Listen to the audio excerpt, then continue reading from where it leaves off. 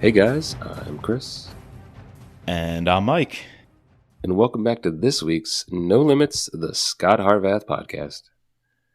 How you doing this week, Mike? They call me Spring Break Mike over here. I'm away in Myrtle Beach having a great time. Chris, you hit me up and you were like, let's record Freefall, read some Brad Thor. Nothing better to be doing on a spring break than reading some Brad Thor. Yeah. We haven't been on this feed for a minute, probably since January, I think, is when we did our first half recap. So it's been a little bit. We've been doing some other things. Go check out our other two feeds. Deep in a little bit of a Mitch Rapp reread because of Don Bentley news, which we'll be recording The Last Man revisited right after this one. The revisiteds have been fun. Going back to Vince Flynn, that also has been a treat. Yes. So, but we're here. We're here to talk. This book is weird, man. So this book, Hidden Order, is our next book in the order. But it has two extras. Well, I don't know what you want to call them. Like it's these standalone things. Like, and today we're only covering the Prelude. It's called Freefall.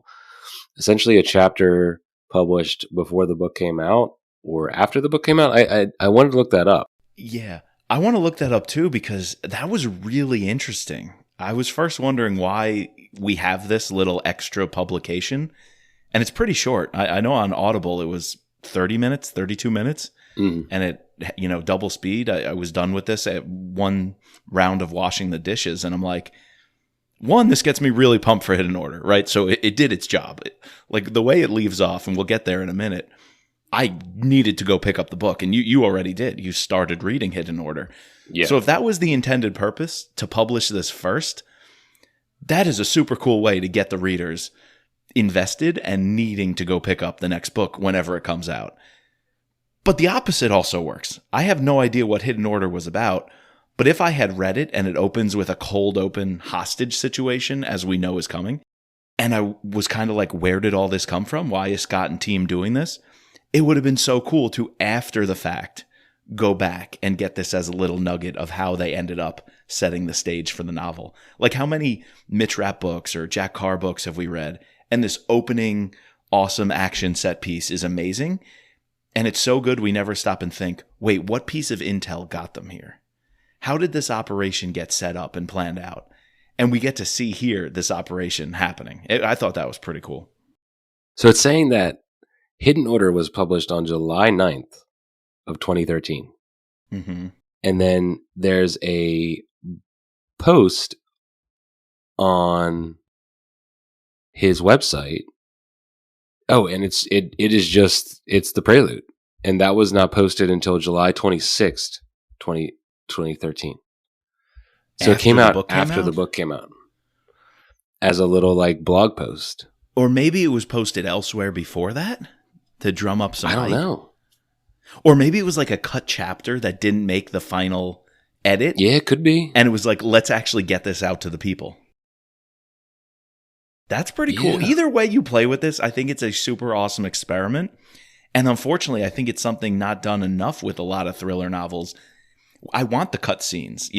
I want the backstory. I want the author's notes. It would be so cool to publish some of that stuff and put it out there in a series of little novellas or even like this one, a blog post. I didn't know that's how it started. Oh, no. Sorry. It's June 11th. Okay. Where was that posted? So this is on like the actual Goodreads. Like that's when it was originally published. So it was posted on his blog after the book came out. Gotcha. But published beforehand. But it was published beforehand. All right. So a little teaser. Most likely as like digital only would be my guess. Like a little Kindle. Yeah. I don't think you can even buy a hard copy of this. I think it's only. Yeah. Which then makes me wonder, when did they record the audiobook? Because we had Armand Schultz doing it, which was really cool. I felt like I was right back in the Brad Thor verse after it having been so long. Do you think they did that after the fact? I don't know, man. It's so weird because I jumped right into the next, and then we don't go back to Brad for we don't go back to Scott for like a couple chapters. In Hidden Order. Yeah. Like just, it's getting this ahead of time, little teaser. I mean, we're going to get into like the action of it all, but it's exactly what you want, man. I think this might have been. I guess we do have this. I should really think. We have this when they release like the first chapter excerpt and they post it on a blog or a website, or they come out with the Sure. Like chapter first one. chapter audiobook, the chapter 1 audiobook or something. So I guess they kind of do that, but this seems to be a conscious decision to completely lop it off the published book and give you a separate publication in advance, not just take a piece of what's about to be published and tease people with it. This is a slightly different approach that I think injects something fun into the equation. Yeah, that's what when I was texting you. I was saying like it's crazy how the reason I wanted to go into it was to see if this was just the first chapter, but it's not. It's not even there in the audiobook recording. I don't know if you were to buy Hidden Order now, like on its whatever re-release, will it have this free fall as a prelude in there? I don't know. That'd be interesting to look at if we could get a hard copy of it and see what the first chapter is. But yeah, it's intriguing. And the fact that this book not only has this, but it also has a second epilogue. Yeah, what's that one about? Because we're going to have to do that a few weeks from now. Exactly. What's that one called? So like, what's up with this book that it needs both of these things? I don't know. What's that one called? The Hidden Order epilogue. It's just called Epilogue 2, a bonus chapter. Yeah, it's just called Epilogue 2. Yeah. What is that about? I wonder if this that is wasn't some sort of... That wasn't published until October 8th. A couple months. Mm-hmm. What was going on in 2013? I really wonder. It's one of those moments, and maybe when we talk to Brad again, to be like, did you want it to happen this way? Did David and the publicity team come in and say, let's shake things up? This is going on? All right, listen to this. Experience the suspense and thrills only Brad Thor can write in Epilogue 2, a shocking alternate ending to Hidden Order. So, alternate ending? Does something I didn't change? realize that. So it's I don't not know. additional. We're gonna have to dig into that, dude. And then all of that takes us into what? Act of War is the book after? I believe so. So what is going on with Hidden Order that it requires all these? Was it that all of this was written and like it got on the cutting room floor and they were like, it's too good to not give to the people? Yeah, maybe. It's crazy. I really don't know what was going on with this one. It's interesting. It's very well. I'm intrigued. I'm already 5 chapters in, so I'm intrigued to finish the first half and talk to you about that. But in the meantime, you want to dig into a little bit of the meat of this freefall chapter? Yeah, it was a lot of fun. We're right off the coast of Somalia, the Gulf of Aden, and we're parachuting. We're trying to have the team insert land on this ship and go to town, and they're already starting off on the wrong foot with the one guy missing the landing, with Scot nearly crashing into it, and there was a little bit of playful radio banter about him coming in hot with the more experienced parachutist telling him he's going to kill himself.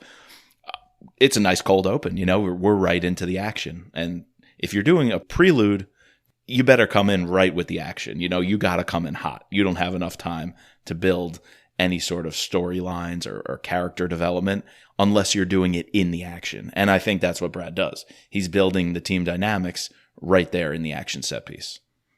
Exactly. No, and putting us in there, maybe it's just because I hadn't read Brad for a little bit, so it's nice getting reoriented again. And, we're immediately put with Scot in his element, being the leader. They mention that they're down on their luck, that they're having to take these crazy assignments with crazy stipulations because they need the money, because they lost because of everything that happened with, in the previous couple books, they lost their biggest contract with the DoD. So that's an intriguing wrinkle. So, you leave someone out to dry and they got to perform, and boy, does Scot perform. Going in clinically, a man down. Right. There's only 3 of them. They don't know how many people are on this boat. there's hostages. It's a very tricky situation. They just pulled off this like crazy infiltration on a moving vessel. It reminds me of is it also Brad Thor where they have to like land on the roof of the White House? Well, that's transfer of power, dude. No, that's Mitch Rapp. Yeah. And then doesn't the one guy like almost like fall off the side? He overshoots it. Yeah, exactly. He nearly dies. Yep. Because the winds are blowing. Reminded me of that scene. Definitely. Yeah, and what do you think about Sanchez, his partner?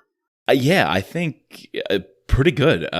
We don't get much said about them, but in what is said about the teammates, it's a good economy of language. Is this the same guy who was like, he was the one who was undercover? So I'm not sure. That's what I wanted to ask you. Did we see either of these people yet? Sanchez is that younger one, right? I think we have seen Sanchez. I can't recall anything. And that was one of the things I was wondering is some of these characters on his team, even the guy who hurts himself, do we know them? Like, have we ever met them, or are they new here? I think they're all new. You think they're all new? And the other thing that you could be mixing it up with Caroline Romero, because Romero was awesome in Blacklist. She was the one who dies in that opening scene when she's shopping and she's secretly sending the package with the flash drive to her sister. No, it's Sean Chase. Oh yeah, Sean Chase is the one who's always undercover for them. Yeah. No. I was thinking that for some reason I was convinced. Yeah, no, we haven't seen this guy before. Kind of similar though in how they're described, like this hot shot. Yeah, that's why like I and they have Scott's full attention, like, and full support. Mm-hmm. Like Scott is speaking highly of this dude. But I don't think we've ever seen a Sanchez. Yeah, no, I don't think so either. That's another hallmark of Brad Thor. Building the team. He has to build a new team. He loves building a new team. There's very few figures that have stayed around from the very beginning. Even the troll comes in and out, Yeah. So what approach do you like? The Vince Flynn, keep, Joe Maslick, Scott Coleman, for a while Mike Nash, keep the boys together? Or Scott Harvath and Brad Thor jumping into a new group every time where you get to build more backstories. You get to watch the group have its own dynamics book by book. I think the one time it landed for Brad Thor the most was Takedown in New York City with those veterans in their PTSD group. That was one of the few times I would say Brad Thor really nailed this whole build a group and have Scott operating with them, even though we're not going to see them all again. Well, we see some of them again. We see Tracy again and Bullet Bob a little, but I thought that was one of the more successful team-ups. Yeah, I think like Brad likes doing that. I think he, like you said, he likes making new characters. I think you have to do it causes more work on yourself because like you have to do more character development to get us to buy in. So that way we're sad when, let's say, a Bullet Bob dies, Mm-hmm. If you look at like a book we're about to cover for, the Mitrap pod, with Last Man, Mick Reavers dies and, we've been with him for a long time. So that death like hits, you know what I mean? Yeah. Big time. If this Sean Chase or if the Sanchez guy died in this book, I don't know what are the stakes. What are the stakes? It depends on what he sets up in this book, and I guess like maybe he likes a challenge to have to do that. So it's hit or miss, though. I think it's a bigger risk in that it's hit or miss. Because you're right. Some of these teams I haven't cared for with Brad Thor. Where most names that Mitch Rapp has operated with stick with me. But a lot of guys that Scott Harvath has operated with are just like, I know they're going to be throwaways. They're a dime a dozen. We're going to meet so many of them along the way. It's almost too hard to keep up with. And it makes the books feel less connected. I think that's a hallmark of the difference between these two series for sure. Big difference. Yeah, because you have a new cast of characters coming in every time with maybe, like we haven't had mention of any of the Athena team people in a while, Or they've been very briefly mentioned. I think there was a book you do see, what's her name? The one Scott really gets along with, the team leader, Gretchen Casey. Gretchen.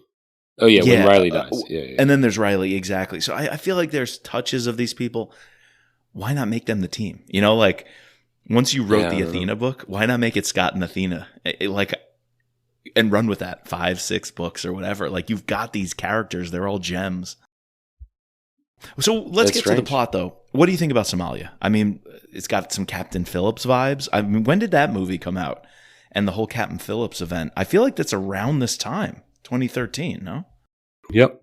Yeah, it was 2009, the Maersk, Alabama hijacking. And then 2013, the movie came out. So maybe that's why you want to do this little prelude, is capture something about the zeitgeist, and the imagination people had around Somali pirates at the time. I don't know. Yeah, but the movie didn't come out till October, so of that year. Yeah, okay. But it was probably already like mentioned. I don't know. Like it's definitely in people's minds. I'm sure the trailer was out. Maybe he saw the trailer and he got a good idea. Oh, this would be great. What if we had Scott go in and save Captain Phillips? You know what I mean? Can you imagine if before the film came out, Brad already wrote in this book, Scott's the captain now? Or the pirate says to Scott, I'm the captain now? That would have been epic. That would have been epic. And then the movie actually ripped off Brad Thor. Right. That would have been funny. Oh. Yeah, no, I think it's it's a place we don't often go in these novels. So I like going to a new spot. I feel like Brad does a decent job setting up this setting in a brief amount of time. I felt like I was, there on the ship for the limited amount of time, and then we'll talk a little bit more about it when the attack continues. When they go into the port, you get a sense, you really get a true sense of like what this is. It has the way he describes it has a different feel than, let's say, a description of Iraq or a description of Afghanistan. Even though I've never been to any of these places, I can feel the subtleties and the differences in the way like they describe it. So yeah, it's always cool to go to a new spot. Yeah.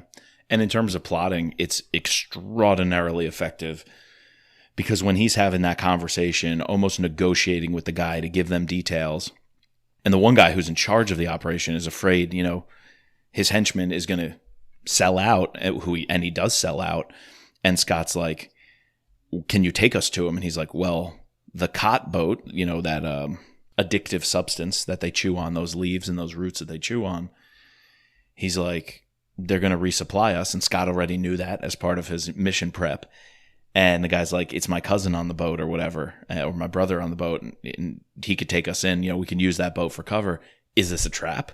Is it going to work? I'm very excited to find out. And it's almost like Brad cut right at that transition moment of, we got a key piece of information. There's a lot of questions. We don't know how this is going to shape up. And boom, you got to buy Hidden Order to find out. It's classic. It's a great cliffhanger, whet your appetite. Very effective. Maybe this was like the prelude, no pun intended, to all these authors doing what they do now, where they release the first, like, it's all part of the publicity game in terms of, we do the cover, or we do the title reveal, then we do the cover reveal. Yeah. And then with the cover comes maybe a brief description. Then at some point we're going to release the first chapter. Then we'll release the first chapter on audio, or like vice versa, mix it up, keep these people like guessing, because I don't remember. Yeah, I was following books, but like the publicity game like this is nothing like what it is now in 2013. Yeah, now it's all social media, and you post short clips. And when chapter 1 comes out, you have a newsletter, email, listserv, distribution thing. I wasn't involved in all that for books back in 2013. Which why it makes sense that it was posted as a blog post. Yeah, on his blog too, or even a Kindle book, because I'm sure that was the height of all. That's the heart of the blogs. E-ink and electronic books, exactly. Those were probably all the rage, and maybe a newish thing. And yeah, you put it on your Nook at Barnes and Noble. Is that still around? They still making Nooks? I don't know if they make Nooks, but I have 2 Kindles. Yeah, and I wonder when, like I said before, Armand Schultz was brought into it, to record an audiobook. Another interesting take, who knows? Was this recorded by Armand Schultz as part of just the initial recording? And then when it got cut from the book, it was like, this was too good, or I don't know. A lot of questions. A lot. We need to, next time we have Brad on, we just be like, all right, 5 minutes. I need to talk to you about your 2013 book, almost 10 years ago, or over 10 years ago. Yeah. Take Hidden us Order. back in time.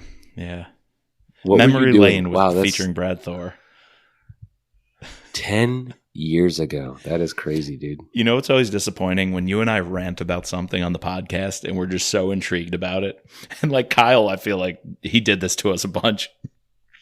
We'd have all these off the deep end conspiracy theories. We'd ask Kyle straight up, and he'd just have like a 1-word answer of like, "Oh no, I wasn't thinking that," or "Oh no, probably not." And then it's like, "Oh well, all right."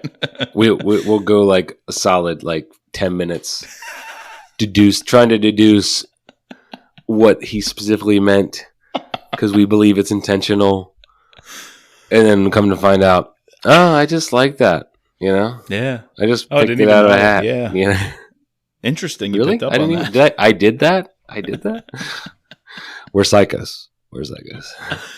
That's so funny. Versus I.S. Berry, when we spoke to her about Peacock and the Sparrow, I feel like she was jiving with us. She's like, oh, I put that there on purpose. I wanted you to pick that up. You know, I was giving you breadcrumbs. Like, just two different ways of approaching it. Yeah, I don't think we've recorded since that. Maybe we have, but anyways, we haven't talked about it. If you guys haven't gone and checked out that interview, it's amazing. Like I had a blast talking to her. Mike has like done a 180 on that book since reread and talking to her. It's only gone up in my mind after talking to her. So that book, I highly recommend. It ages. That's like a fine wine and cheese. You know, that book ages well if you sit with it and you come back to it. It's very special. And at first I was underwhelmed. So that's a good experience for me, is never like totally be okay with my first reaction. Really try to digest things and hear other people's opinions on it, because it made a big difference for that one. Yeah, and that's our third feed. No Limits, the Thriller podcast. You probably haven't found us through Brad Thor, as this is one of our smallest feeds with only 50-something episodes. But if you head to No Limits, the Thriller podcast, we do all other books, a couple of different genres that we've covered over there, and Mitch Rap. No Limits, the Mitch Rap podcast, our feed number 1. So if you've only heard our Brad Thor content, there's plenty more out there. 200 plus episodes total for you to go listen to at Mitch Rap and the Thriller podcast. Yeah. All right, so next time we come back to you, we'll be covering the rest of this book. We just wanted to give you a little bit of a taste since we hadn't been on here for a while, and it was a quick, easy read before we recorded today. So yeah, read up on Hidden Order. We'll be coming back to you with that, and we're definitely going to get into this epilogue part 2. Really, that's really intriguing to me. Need to thank our patrons, our special operator Sherry F. and Jason C., our special agents Daryl, Kevin, George, Ben, Matt, Dawn, Peggy, Ray, Bridget, Adam, and Mark.